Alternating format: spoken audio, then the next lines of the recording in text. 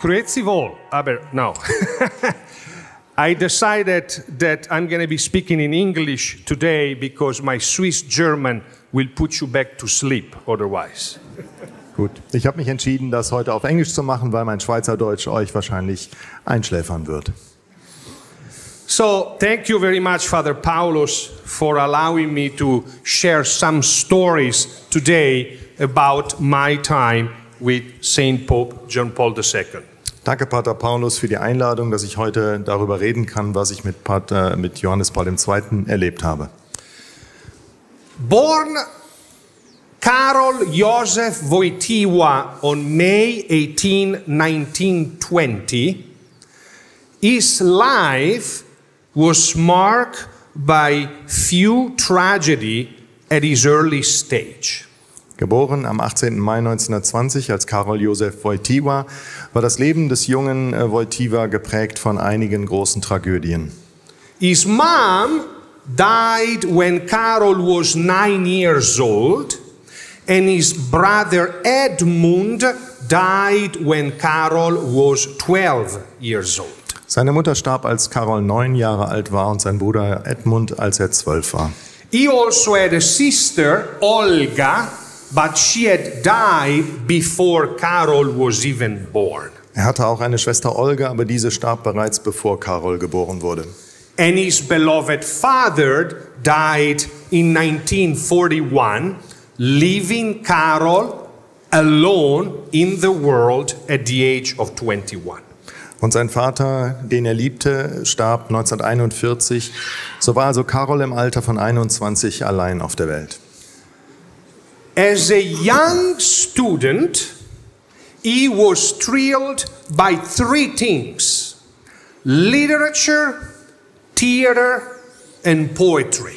Als junger Mann war er fasziniert von 3 Dingen: Literatur, Poesie und Theater. And while he was working on a chemical plant, surrounded by the Nazi, he heard the voice of the Lord. Und als er dann in einer Chemiefabrik arbeitete, hörte er, umgeben von Nazis, plötzlich die Stimme Gottes.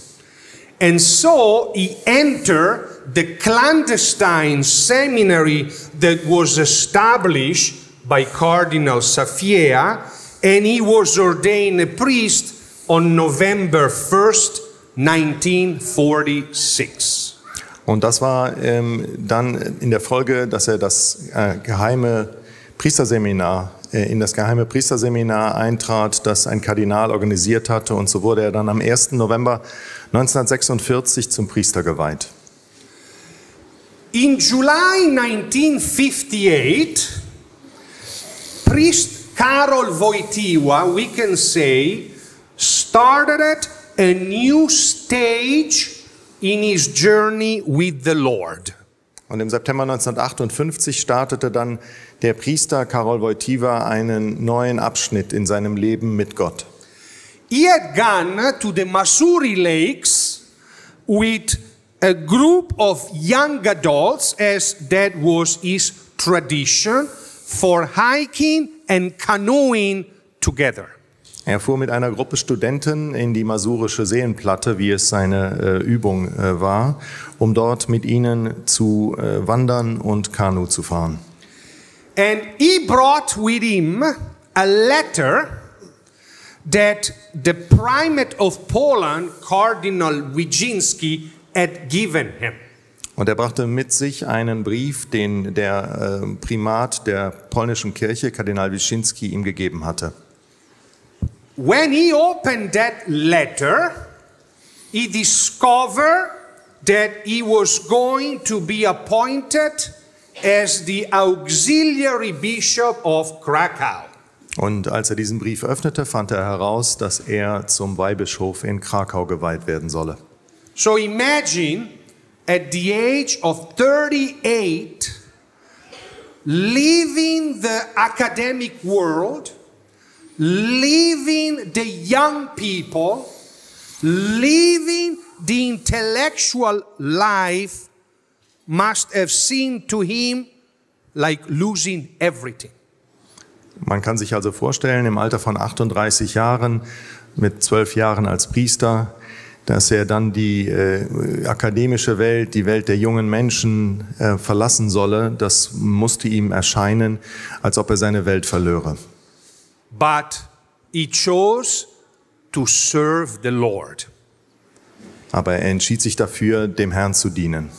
And 20 years later, in October 1978, again he heard the voice of the Lord, Carol, do you love me?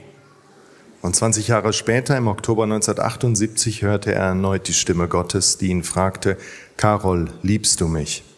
And so he appeared on the balcony of the St. Peter Cathedral and took the name of Johannes Paul II.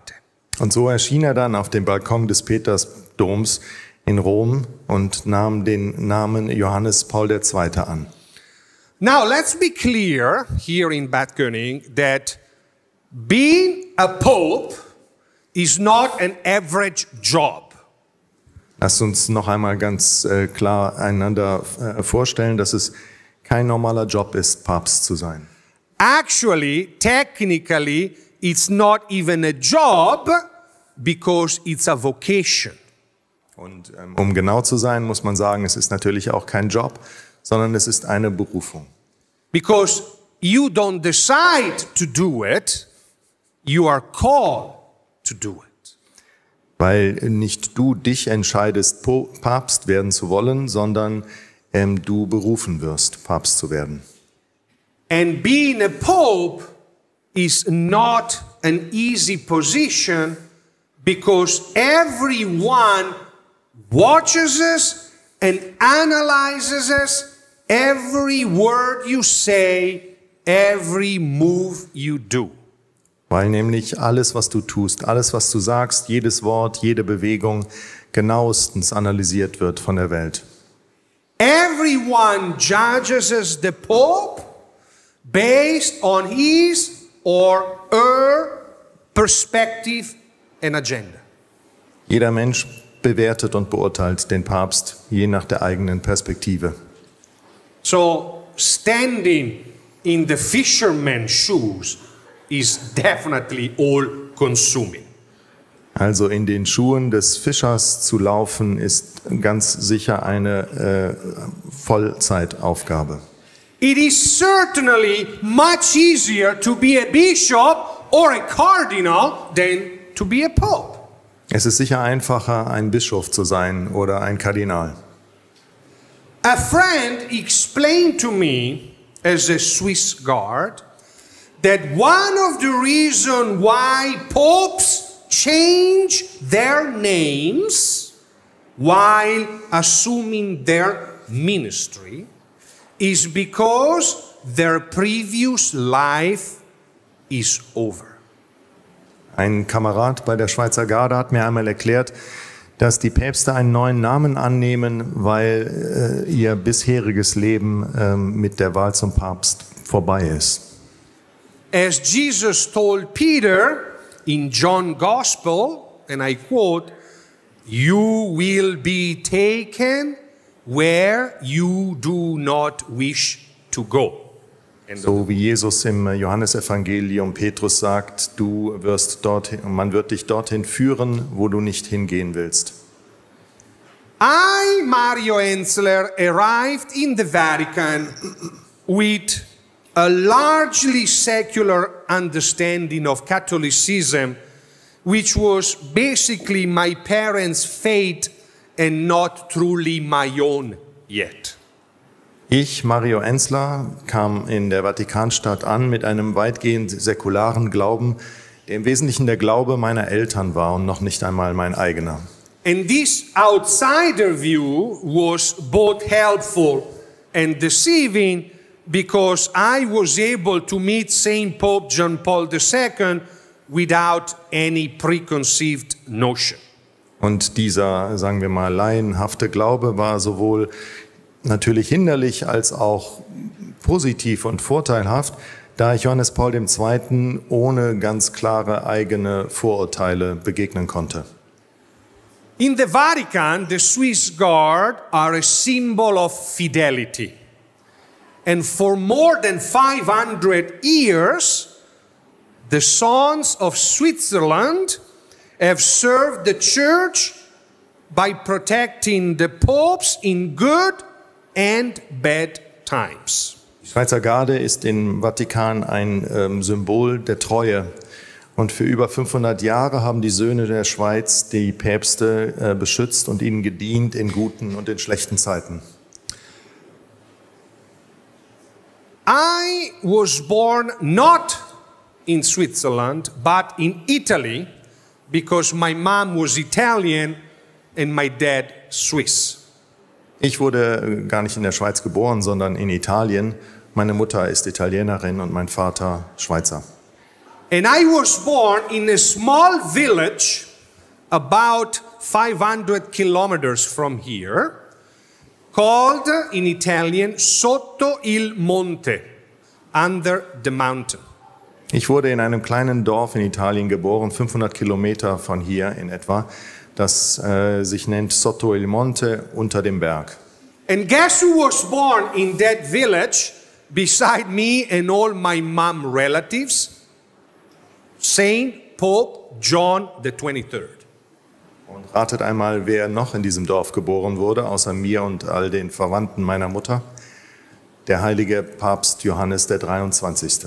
So imagine my joy on April 27, 2014, when Pope Francis, on the same day in St. Peter's Square, he canonized Saint Pope John Paul II, that I protected him as his bodyguard, and Saint Pope John the 23rd, that not only I came from his village, but I also dated 2 of his nieces. You dated 2 of his misses? Nieces. Ah, nieces, okay, I'm glad. Und dann stellt euch einmal vor, wie froh ich war am 27. Mai 2014, als Papst Franziskus am gleichen Tag den Papst Johannes den 23. und auch Papst Johannes Paul II. Heilig sprach und wo ich doch den einen Papst beschützte, den nämlich Papst Johannes Paul II. Und 2 Nichten von dem anderen Papst, mit denen ausgegangen war. The first time I interacted with Saint Pope John Paul II was about 2 weeks within the service. Excuse me. The first time I interacted with him. Das erste Mal, dass ich Johannes Paul II. Wirklich auch gesprochen und getroffen habe, war nach 2 Wochen im Dienst. I have seen him, from away, but I have never talked to him. We were never alone together. So that time happened about 2 weeks in the service. Ich hatte ihn natürlich aus der Entfernung, aus der Ferne schon gesehen, aber wir hatten niemals miteinander gesprochen. Und so war es dann nach 2 Wochen, dass wir tatsächlich einmal interagierten. So I was in a room, I gave some picture to the gentlemen that maybe they will show them to you, but I was in a room and all of a sudden he arrived. Ich war in einem Zimmer und plötzlich kam er herein. And I went in attention, as every soldier has to do. Und ich stand in Hab-Acht-Stellung, wie jeder Soldat das macht, wenn ein Vorgesetzter kommt, so ist das Wort. And while I was in attention, he came in front of me, exactly like there. He came in front of me, looked me in the eyes and says in Italiano, "You must be a new one." Und dann stellte er sich vor mir auf, schaute mir in die Augen und sagte, du musst ein Neuer sein. When he said that, I came out of attention and I went with my hand and I shook his hand like a man does. Und als er das zu mir sagte, da verlor ich die Hab-Acht-Stellung und gab ihm eigentlich intuitiv wie ein Mann die Hand. And I told him very quickly my name, where I was coming from, and how proud I was to be there with him. Und ich sagte ihm in Kürze, wer ich bin, wo ich herkomme und wie stolz ich war, ihm dienen zu dürfen.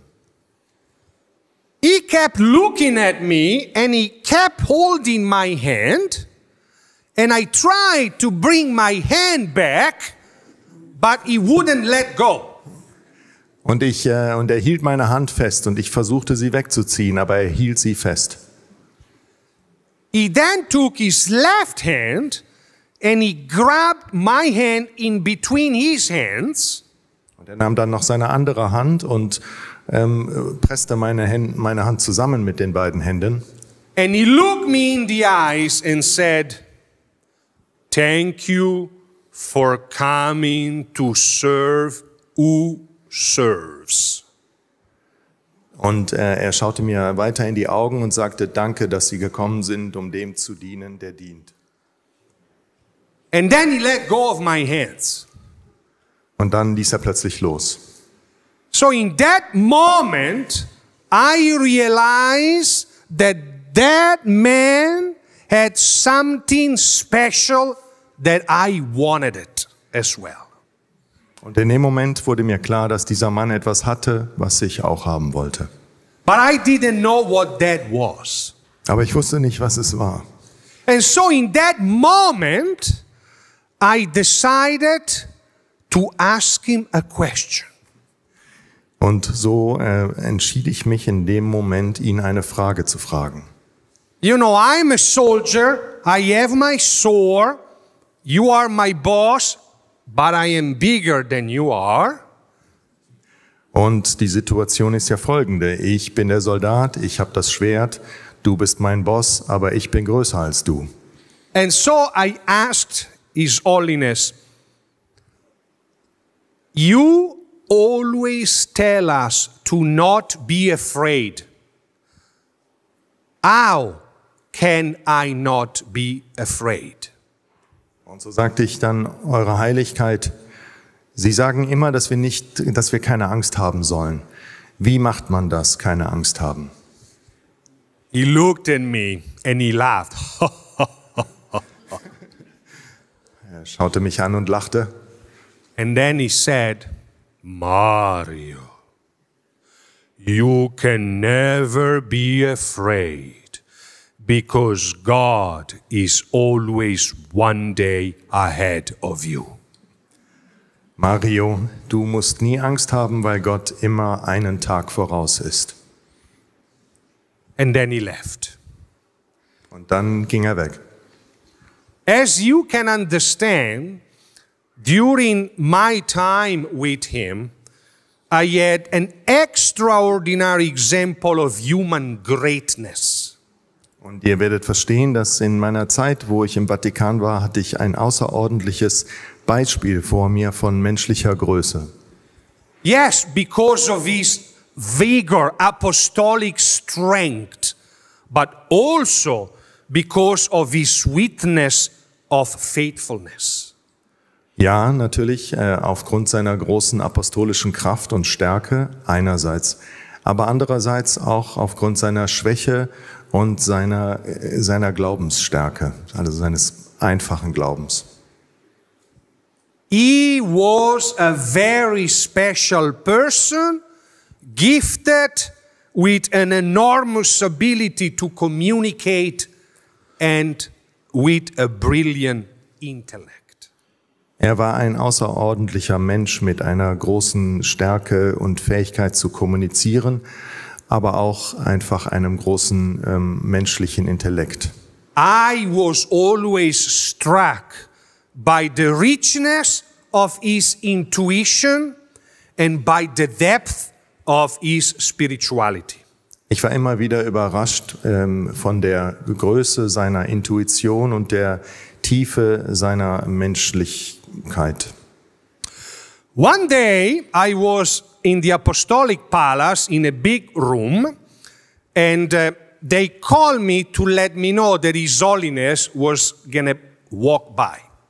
Und eines Tages befand ich mich im apostolischen Palast an einem großen Saal und ich bekam über Funk die Nachricht, dass der Papst vorbeigehen würde. And so there is a protocol that you have to follow, close the door, making sure that nobody, especially Schwestern, they come out of nowhere trying to touch him. Und dann gibt es ein Protokoll, das wir Schweizergardisten dann befolgen müssen, also die ganzen Türen schließen und auch vor allen Dingen sicherstellen, dass nicht von irgendwo irgendwelche Schwestern und Nonnen herkommen und versuchen, ihn zu berühren.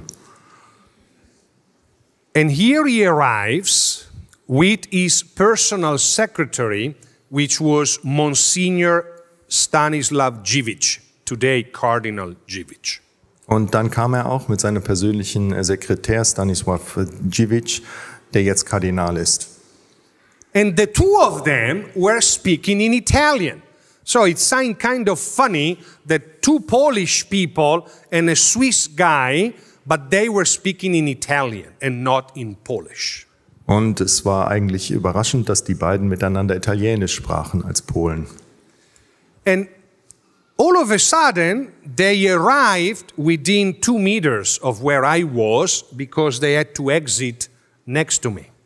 Und dann waren sie plötzlich ganz nah an mir, weil sie neben mir aus der Tür hinausgehen mussten.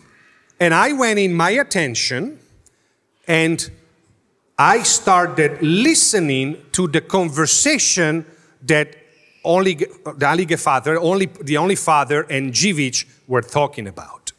Und ich nahm wieder Hab-Acht-Stellung an und hörte aber, was sie auf Italienisch miteinander besprachen. His Holiness was saying that during the night he had a dream. Seine Heiligkeit sagte, dass während der Nacht er einen Traum gehabt habe. And during that dream, he was inspired by God to change the way he was leading the church. Und durch diesen Traum war er überzeugt worden, dass er die Art und Weise, wie er die Kirche führe, ändern müsse. He continued, I must lead the church with suffering. Ich muss die Kirche durch Leiden führen. And he said, the Pope must suffer so that everyone in the world will see that there is a higher gospel. Der Papst muss die Kirche durch Leiden führen, damit die Welt sieht, dass es ein höheres Evangelium gibt. The gospel of suffering through which we must prepare the future. Das Evangelium des Leidens, mit welchem wir die Welt für die Zukunft vorbereiten müssen. And when he said the future, he then put his head down and his chin against his chest and remained like that for 20 seconds. Und als er sagte, für die Zukunft, da hielt er sein Kinn auf die Brust und blieb in dieser Stellung ungefähr 20 Sekunden stehen. When he pulled his head up, he saw me in the attention right in front of him. Und als er wieder aufblickte, da blickte er mich direkt an, wie ich dort stand. He looked at me, didn't say a word, but then the two of them walked away. Er schaute mich an, sagte nichts und dann verließen sie den Raum. I was very confused that moment because I thought, why does the Pope need to suffer? Doesn't he suffer already enough? Ich war sehr verwirrt, denn ich dachte, warum muss der Papst leiden? Leidet der Papst nicht bereits genug? Maybe he didn't know what he was being told in the dream. Vielleicht hat er auch seinen Traum nicht richtig verstanden. But I said to myself, what I witness might means something, and I'm sure the Lord will help me understand it.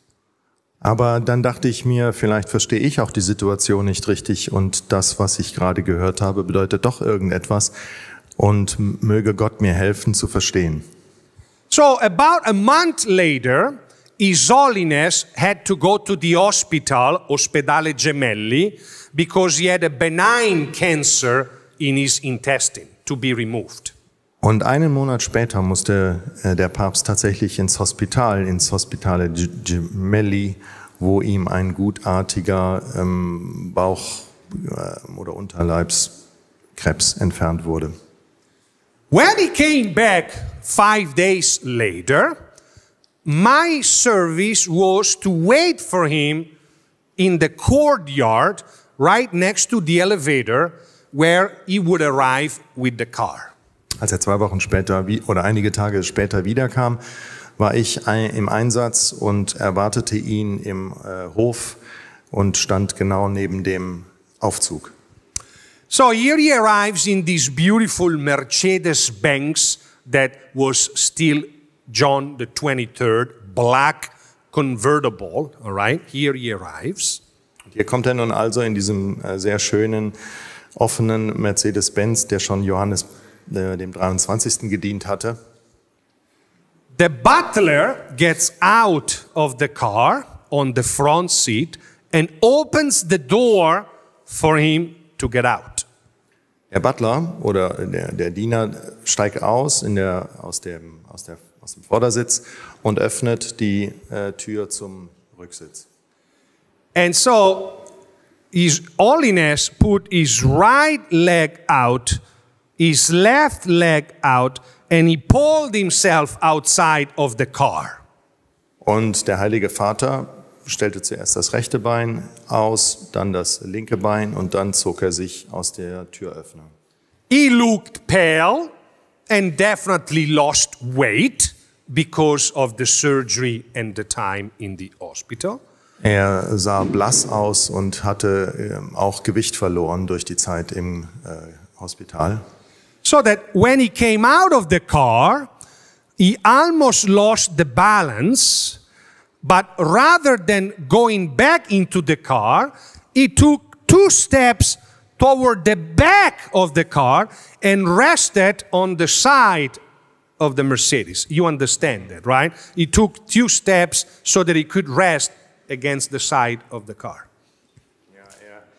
Er hatte fast das Gleichgewicht verloren, aber anstelle in das Auto zurückzufallen, ging er einfach ein Stück nach rechts und lehnte sich dann gegen den Kofferraum des Wagens. So while he was resting against the car, his left hand went into the opening of the car. Und während er dort also jetzt stand, schwang seine linke Hand zurück in die Leere, die dort war. Also And the butler didn't see the hand, so he closed the door of the Mercedes. Und der Diener hatte nicht gesehen, dass die Hand zurückschwang und schloss die Tür. And so the finger 5, 4, and 3 got crushed by the door with bulletproof window, very heavy door. Und so wurden also der kleine und der Ring und der mittlere Finger durch die sehr schwere, kugelsichere Tür gecrushed. The Pope did not say a word. Der Papst sagte nichts. They reopened immediately the door. His fingers were bloody and 2 of them broken. Sie öffneten sofort wieder die Tür und die Hand war blutig, 2 Finger waren gebrochen. The face of the butler was as white as the cassock of the Pope.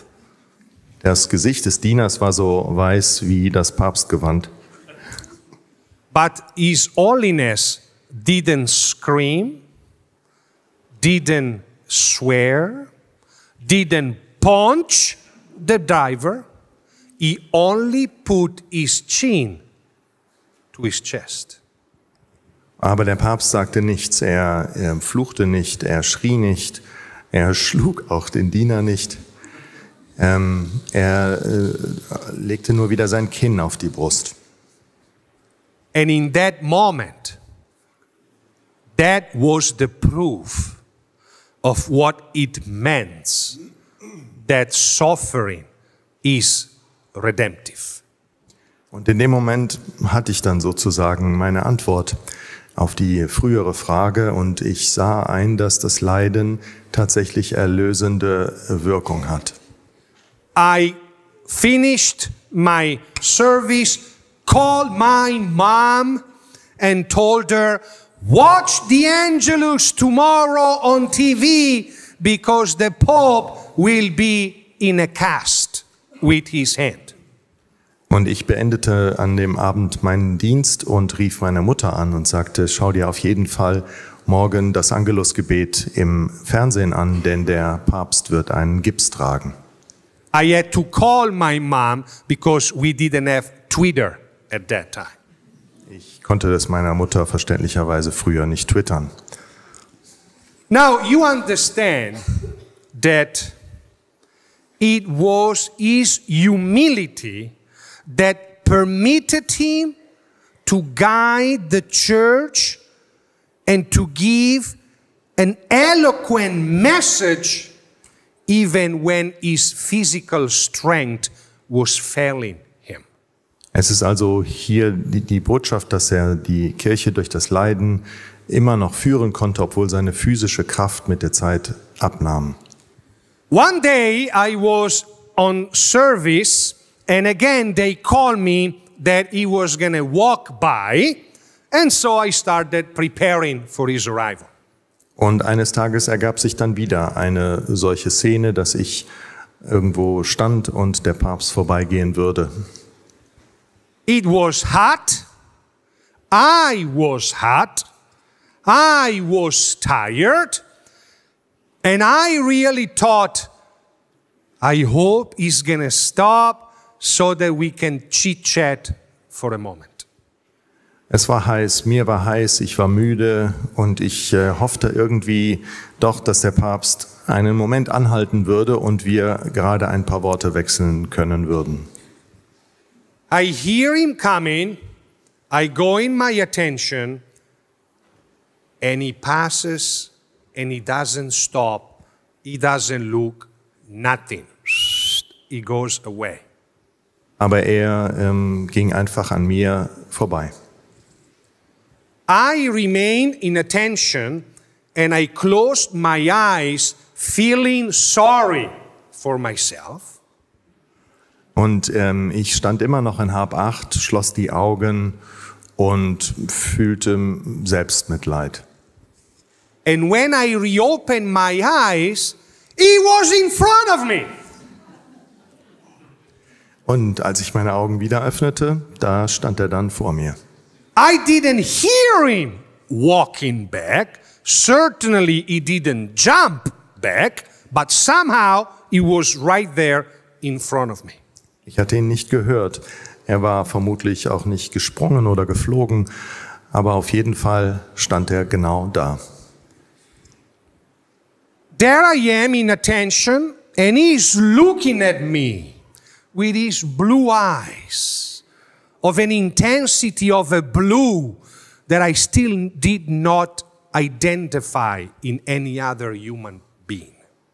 Und er schaute mich eben an, wie ich dort in Hab-Acht stand. Und er schaute mich an mit diesen blauen Augen von einer Intensität, wie ich sie immer noch bei keinem Menschen gesehen habe.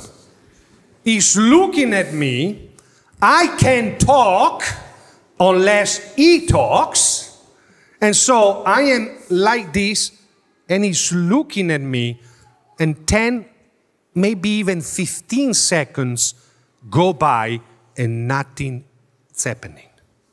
Und er stand einfach da. Ich konnte nicht mit ihm sprechen und er schaute mich einfach an. 10, 15 Sekunden. At a certain point, I noticed that with his left hand, he was looking for something in the pocket of his cassock. Und dann fiel mir auf, dass er mit seiner linken Hand irgendetwas in seiner Soutane suchte. And then he pulled a rosary out and he put it in front of my face. Und dann nahm er einen Rosenkranz heraus und hielt ihn mir vors Gesicht. And he kept it exactly like this for again 10 seconds, which are long 10 seconds. Und dann hielt er es mir wieder genau so vors Gesicht und wieder 10 lange Sekunden. And in Italian he said, Mario, the rosary is my favorite prayer. Und er sagte dann, Mario, der Rosenkranz ist mein Gebet. Marvelous in its simplicity and profundity. Wunderbar in seiner Einfachheit und seiner Tiefe. Take my beads. And when he said that, I came down of attention and he put the beads in my hand. Nimm meinen Rosenkranz, und ich nahm die Hand runter und hielt sie hin und er gab mir seinen Rosenkranz. And make them your most powerful weapon. Nimm den Rosenkranz und mach ihn zu deiner stärksten Waffe. I closed my hand and he started walking away and then he stopped and he turned his face to me and said, "Welcome to adulthood." Und er ging weg ein paar Schritte, drehte sich noch einmal um, schaute mich noch einmal an und sagte, willkommen jetzt zum Erwachsenenalter. My beloved friends, let's all call on Mary, totus tuus. Meine geliebten Freunde, lasst uns alle Maria anrufen, ganz sein zu sein. So when you feel troubled in your life, in your family, at work, cry out to her without ceasing. Und wenn ihr also in Schwierigkeiten seid, in eurer Arbeit, in eurer Familie, mit euch selber, dann ruft Maria an. She will turn you from a pessimist into an optimist. Sie wird deine Hoffnung wiederherstellen. She will turn you from being timid to being daring. Sie wird dir auch Mut geben. From being feeble-spirited to being a man and a woman of faith. Und von Unglauben wird sie dich zu einem gläubigen Menschen machen. One expression that Saint Pope John Paul II used to say was, "Be more." Eine Aussage, die Papst Johannes Paul II. Oft machte, war, sei mehr. He never said, "Do more," because anybody can do more. Er sagte nie, macht mehr, denn jeder könnte einfach nur mehr machen. But only you can be more. Aber nur du kannst mehr sein. So what I took from these two words was to rediscover the beauty and the power of my baptismal commitments. Und was ich dadurch lernte, war die Kraft und die Macht meiner Taufgnade. Remembering that no gift given is meant for oneself, but it is given for the good of the church and her mission. Und es geht dabei beim bei der Taufe nicht darum, etwas für mich selber zu bekommen, sondern etwas für die Kirche und auch für ihre Mission. Last story. One day I had to bring to His Holiness some documents that I was asked to deliver. Eine letzte kleine Geschichte noch von Inside the Vatican. Eines Tages sollte ich dem Papst einige Dokumente überbringen. And when I enter into his office, and this is just a secret for the people here and the 2 or 3 that are watching us on TV, His Holiness was writing on a piece of paper with a Mont Blanc, which is a kind of a pen that he always carried with him at all time, a small Mont Blanc. Als ich dann in das Büro hineintrat, wo der Papst arbeitete, sah ich ihn beim Schreiben mit einem Mont Blanc Füller, den er immer benutzte zum Schreiben.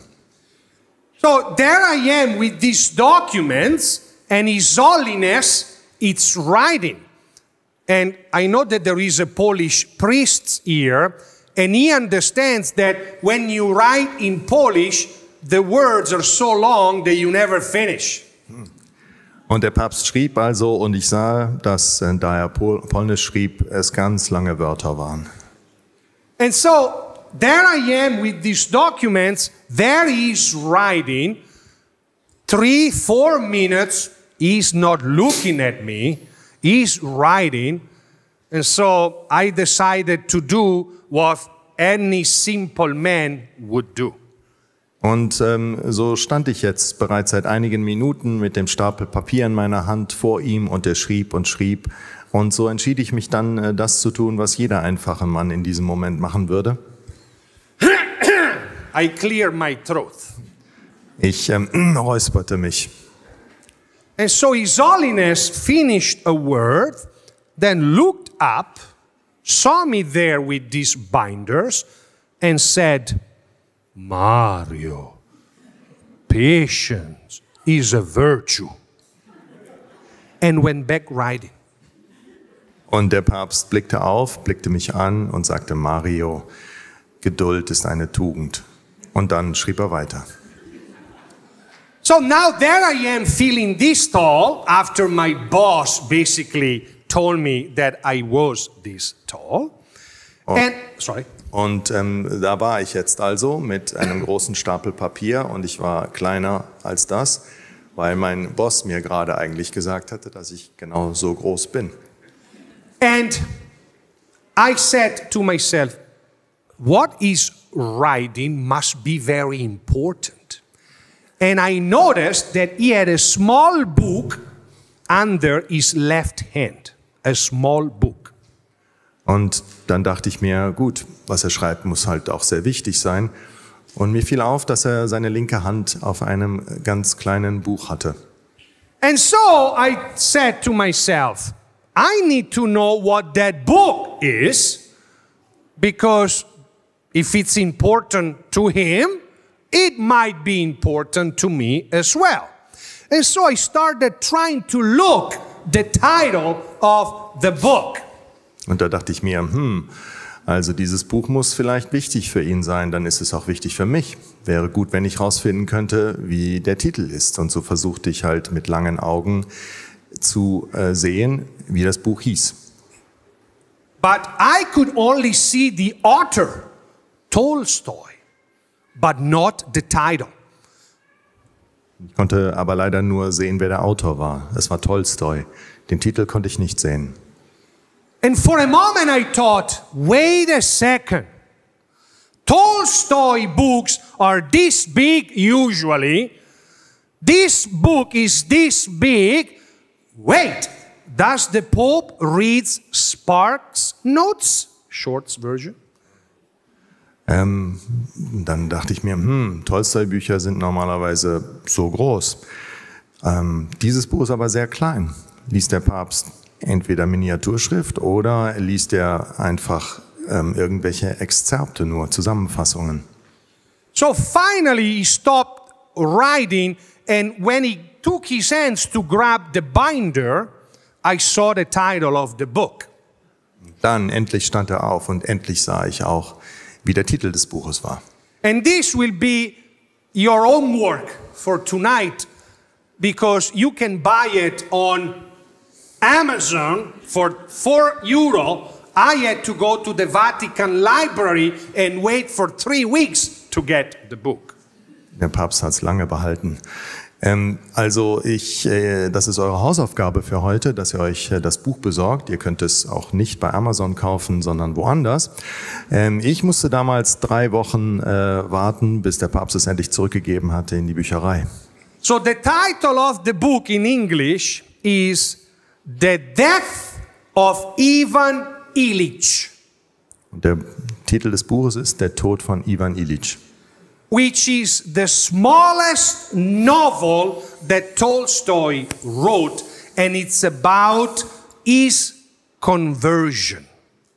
Und dies ist der kürzeste Roman, den Tolstoi geschrieben hat, und er dreht sich um Tolstois Konversion.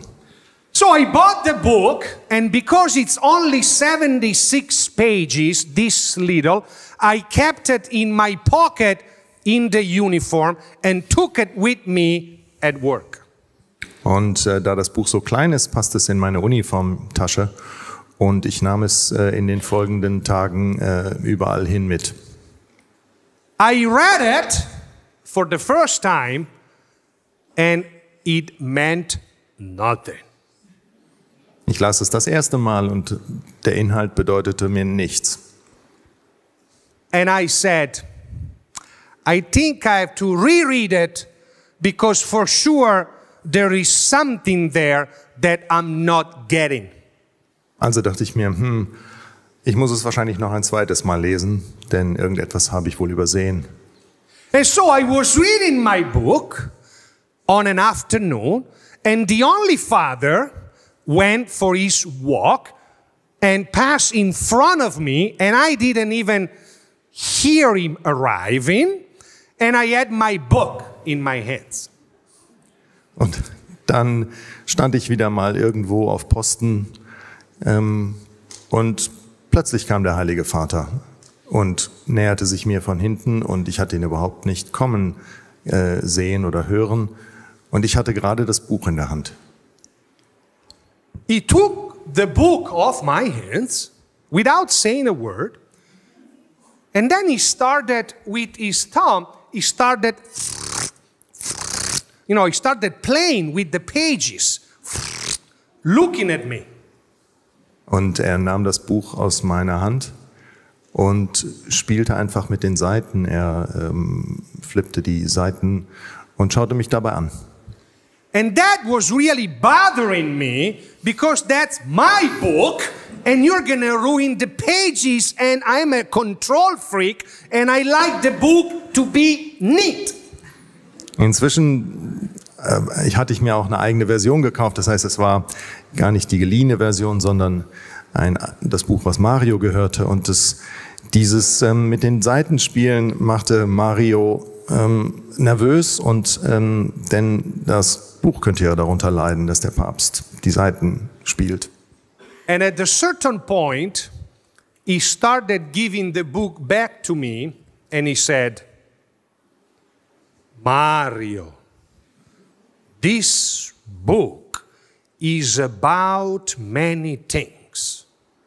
Und dann hörte er auf damit, schloss das Buch, gab es mir zurück und sagte, Mario, dieses Buch handelt von vielen Dingen.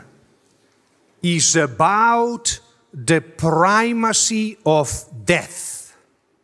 Es geht auch und im Wesentlichen über den Primat des Todes.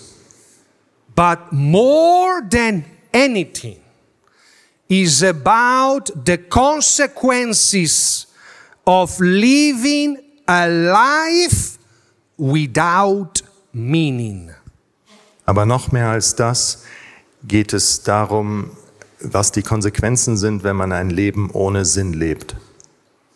Which means without the truth.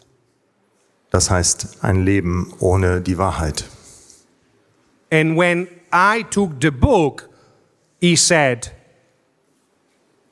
always be for the whole truth, even when it hurts. Und dann sagt er mir, steh immer für die ganze Wahrheit ein, auch wenn es schmerzt. In conclusion, you understand that this man truly impacted my life in profound ways, laying the groundwork for me to become a husband, a father, a businessman, a professor, and a consultant.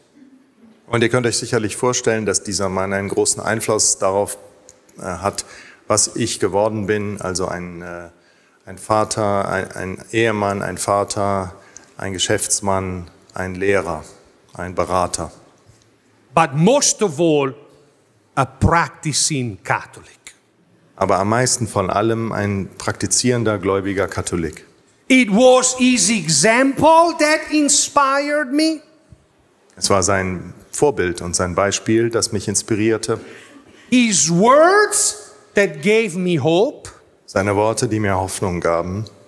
And his ideas that provided and still do provide direction to my life. Und seine Ideen, die mir Richtung gaben und immer noch geben. So the next time you are lost, go to him so that he can show you the way.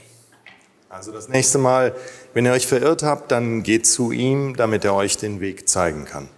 And do that, becoming spiritual Schweizergardists.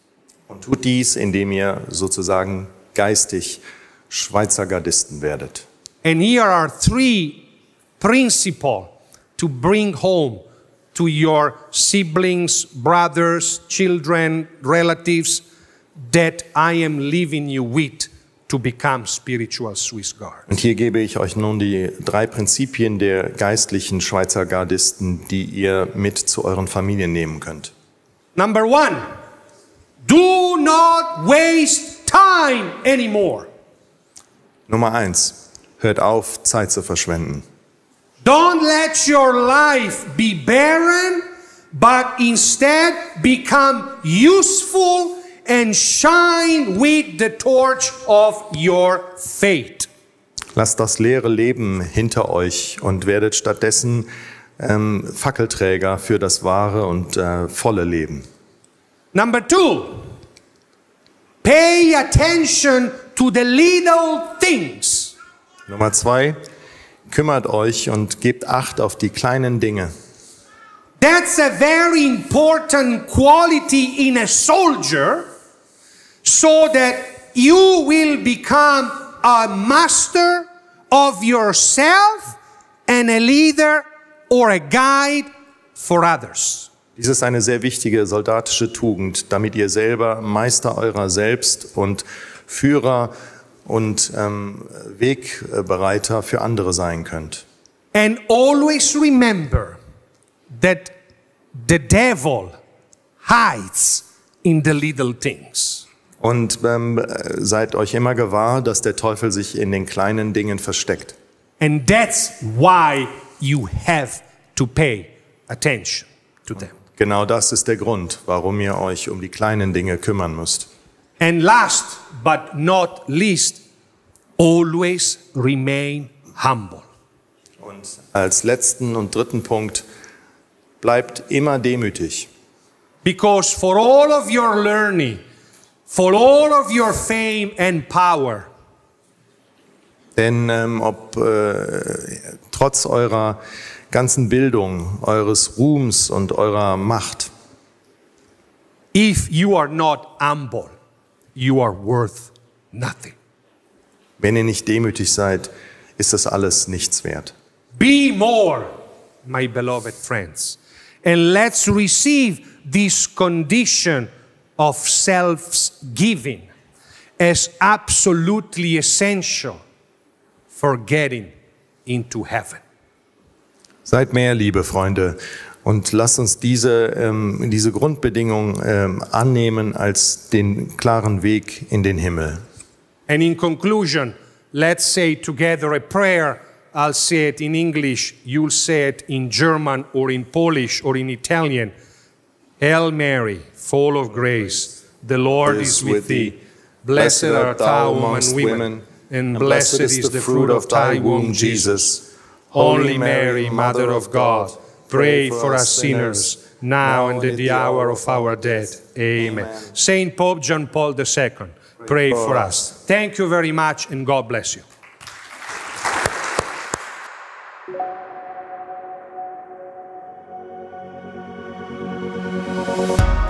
Come before you, Lord, yes, you know who I am. I cast these broken bones into your open hands.